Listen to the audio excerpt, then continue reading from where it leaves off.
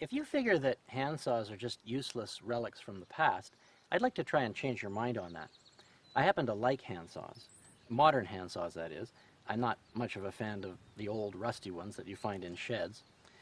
This particular saw is made by Irwin, and one of the reasons I like it is because it's got a Japanese tooth pattern. These teeth cut very precisely, very smoothly, and very quickly too.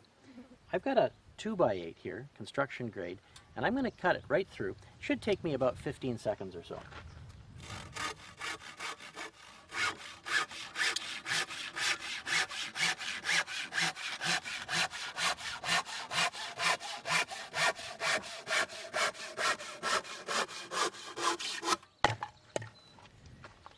Now this saw isn't particularly new. I've been using it for a couple of months now. The reason why the teeth hold an edge so well is because they're heat treated. They're exceptionally hard, so they hold their edge for a long time. Now that means you can't sharpen them and resharpen them again, but you really wouldn't want to. This 20-inch saw here only costs $22. That strikes me as a pretty good bargain considering all the use you're going to get out of it. Now I'm not saying that a person would want to use a handsaw for everything, but there are times when you're working in close quarters and you can't get a power saw into place where a handsaw is a great thing. And also even for small cuts here and there when you don't want to plug in your corded saw or go find a charged battery for your cordless saw. Now come on closer and let me show you a trick for making square cuts without using a carpenter square or even a pencil. You'll find it a lot easier to make square cuts on boards with a handsaw if you pay attention to the reflection of the wood in the side of a shiny saw. This only works with a shiny saw. You see, here we've got the edge of the board itself and the reflection of that edge in the saw. Now start by eyeballing the saw so it's square to the wood, and then pay attention to the reflection. You'll see that if I tilt the saw this way, the reflection goes out of alignment with the reality of the wood. And the same thing if I move the saw this way.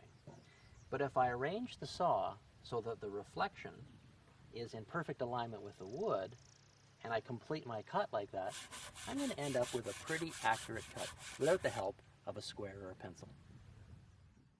There's been a lot of talk lately about improved cordless tool battery technology. And one of the loudest voices in all of this is Milwaukee. They claim that their redlithium battery is way better than anything else in the market. So I'm going to see if that's true. I'm going to be driving these 1/2 inch by 6 inch long lag bolts into pre-drilled holes that I've bored into red oak logs. I'm going to count how many times I can drive these bolts in and out, how long the process takes, and I'm going to do that for a redlithium battery and a comparable Milwaukee battery that's not red lithium. Let's see how they stack up and whether the claims are in fact true. Before I get started, I want to tell you a little bit more about the test. I've drilled a bunch of holes in this log here, and that's because I want to change holes every 10 times I drive the lag bolt in and out. If I go longer than that, the hole starts to get slack and it's not much of a test. I want those lag bolts to be tough to drive all the time. I'm also using this 18-volt impact wrench to drive these bolts in and out. I'm using exactly the same wrench, and I'm using an identical bolt for each battery that I'm going to run through the test.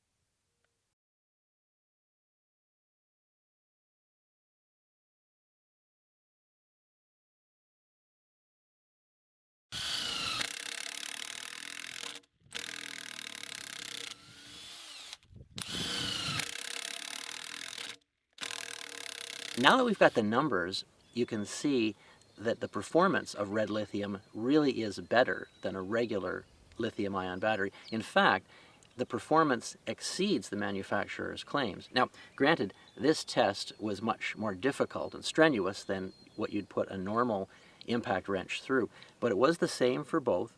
It was a very heavy-duty test, and I can tell you from the point of view of the guy running the impact wrench that the battery really did make a difference in terms of how fast it ran and just how easy it was to use all around.